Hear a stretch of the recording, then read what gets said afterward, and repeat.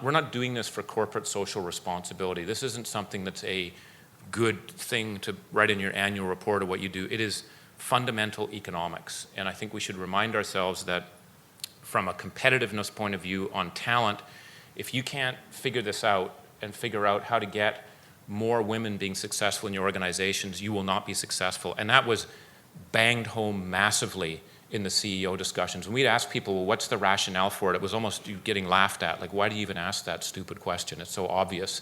It's economically driven. It's about competitiveness. From a US productivity point of view, if we do not increase the participation rate of women in the workforce, our GDP growth will be less. And as I mentioned last night, 25% of the GDP that we have today, that was built over the last 40 years, comes from women coming into the workforce. So it's an economic priority that we actually get this right. Second one is this notion of focusing on the middle. It's the middle stupid, is kind of how I looked at it when I saw it. That's where we need to be focusing on the efforts. And a lot of the activities occurring there, and that's where we're losing most of the women through the process. And that's where we need to focus the efforts. And some organizations seem to do it better than others. And we think that the impact in terms of getting more women in leadership roles is 10 times higher by focusing on that level than it is by focusing at the C-suite level or when you get to the SVP side of it. So the intensity, we think, of the effort has to go into that middle as we go through it. One of the things that we found most interesting about the middle is when you look at the staff line mix and you compare men and women, it's actually quite similar from entry level to manager. It's like 1% off.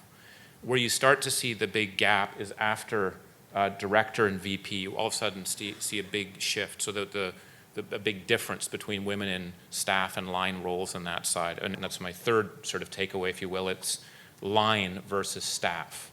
And I think it's key that we look for opportunities to give women line roles earlier in terms of their experiences in the organization. I think the default is people go into staff roles, and there's nothing wrong with staff roles, but it's difficult to then, we think, move from staff up into the CEO role if you haven't had some line experience.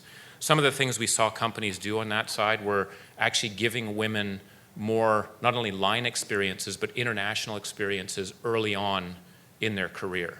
Some organizations talked about promoting women earlier into roles. Again, not trying to break the meritocracy, but just thinking carefully about how can we get women into a role so we can keep them. So even if they do leave and they do want to have children, they've got something they can anchor back to it. The fourth takeaway that I took from it was around sponsorship. I think we cannot say that enough, but sponsorship is critical. And you see this in terms of the attitudes that women versus men have in terms of the ability to be able to advance. And having sponsorship, people who can help protect you when you're taking risks and so forth, is critical.